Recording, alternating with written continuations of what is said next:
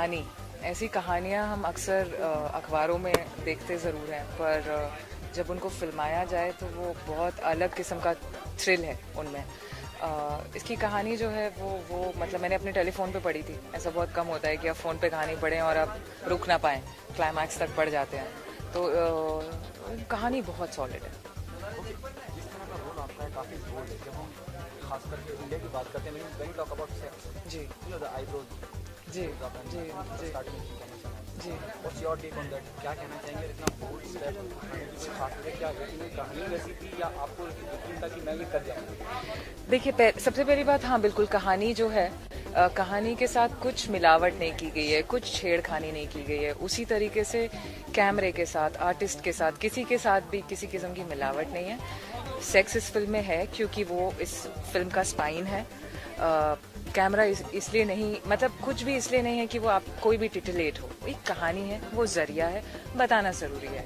दूसरा, ऑब्वियसली हम सभी जानते हैं कि हिंदुस्तान में सेक्स इज़ ओवररेटेड। शायद कहीं पे क्योंकि हम इसको दर्शाने से या इसकी बात करने से इतना कतराते हैं। हालांकि हम ही हैं जो खजुराहो के मंदिर बना के बैठे हैं, और हम ही हैं जिसने कामसूत्रा की रचना की। लेकिन फिर भी सो नेवर माइंड, कोई बात नहीं। आई थिंक इट्स ओके कि लोगों को they should get over with it, और जितनी जल्दी वो लोग समझ पाएं कि सेक्स के परे, क्योंकि वहाँ पे आके फिर आप बहुत चीज़ें लिमिट कर देते हैं क्रिएटिवली भी।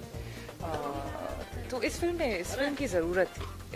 और मैंने ये रोल क्यों किया, क्योंकि ऐसा रोल मुझे बहुत अरसे बाद मिला, और जहाँ मैं इस औरत को अपना चेहरा देना चाहती थी। मैं उसकी परेशानियाँ और दिक्कतें समझना चाहती थी। और तो बस आई थिंक कि सभी अज्यूम करेंगे कि ज़्यादा मुश्किल होते हैं सेक्स सीन को करना, पर मैं आर्टिस्ट हूँ, और अगर आप मुझसे पूछेंगे, मुझे सबसे ज़्यादा मुश्किल डायलॉग बोलने में।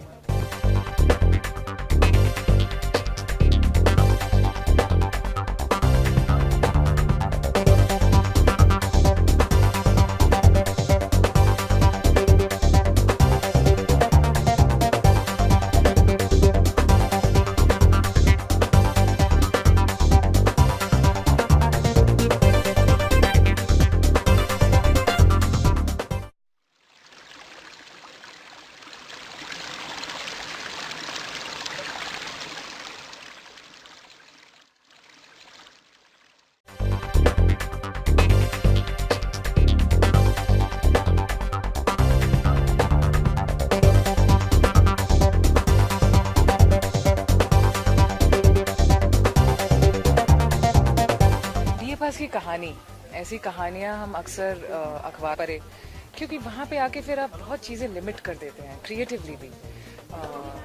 तो इस फिल्म की ज़रूरत थी। और मैंने ये रोल क्यों किया, क्योंकि ऐसा रोल मुझे बहुत अरसे बाद मिला, और जहाँ मैं इस औरत को अपना चेहरा देना चाहती थी। मैं उसकी परेशानियाँ और दिक्कतें समझना चाहती थी।